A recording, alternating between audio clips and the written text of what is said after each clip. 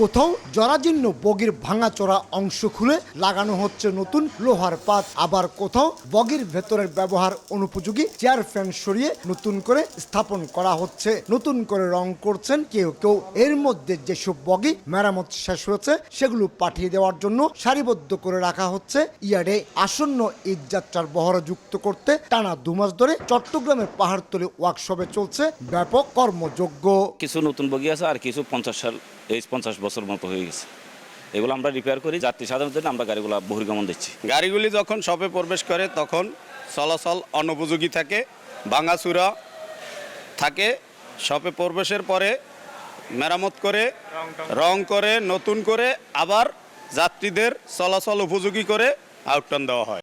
আসন্ন ঈদযাত্রার যাত্রীর চাহিদা পূরণের পাশাপাশি বিশেষ ট্রেন চালু করতে 118টি বগি মেরামতের জন্য আসে পাহাড়তলী ওয়ার্কশপে। ইতিমধ্যে 90টি বগি পূর্ণ মেরামত শেষে বহরে যুক্ত করতে মার্শাল ইয়ার্ডে পাঠিয়ে দেওয়া হয়েছে। 40 থেকে 50 বছরের পুরাতন এইসব বগি চলাচল উপযোগী করে তোলা ছিল অনেকটা কঠিন চ্যালেঞ্জ। যখন কোচটা আসে এর বগিটাকে আমাদের আউট করতে হয়।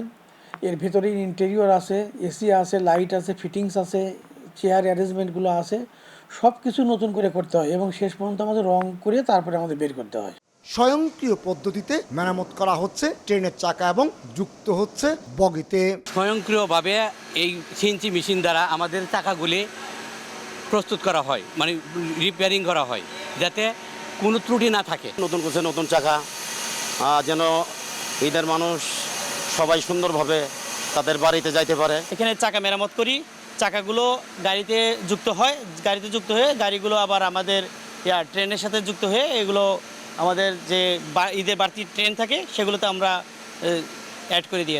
আগামী 23 মে থেকে শুরু হবে রেলওয়ের আনুষ্ঠানিক ঈদযাত্রা। এবারও নিয়মিত ট্রেনের পাশাপাশি থাকছে বিভিন্ন রুটে 5 জোড়া বিশেষ ট্রেন। একেবারে ভাঙাচোরা জরাজীর্ণ চলাচল অনুপযোগী কোচগুলো নিয়ে আসা হয় এই পাহাড়তলী ওয়ার্কশপে। এরপর ডেন্টিং, পেন্টিং, ওয়েল্ডিং এবং ফিটিং সহ অন্তত 100 ধরনের কাজ করা হয়। চলাচল উপযোগী হয়ে ওঠার পর এসব কোচ যুক্ত হচ্ছে ঈদযাত্রার বহরে। তেমনি এবার এই ওয়ার্কশপ থেকে 118টি কোচ যুক্ত হচ্ছে। চট্টগ্রামের পাহাড়তলী ওয়ার্কশপ থেকে কমল দে, সময় সংবাদ।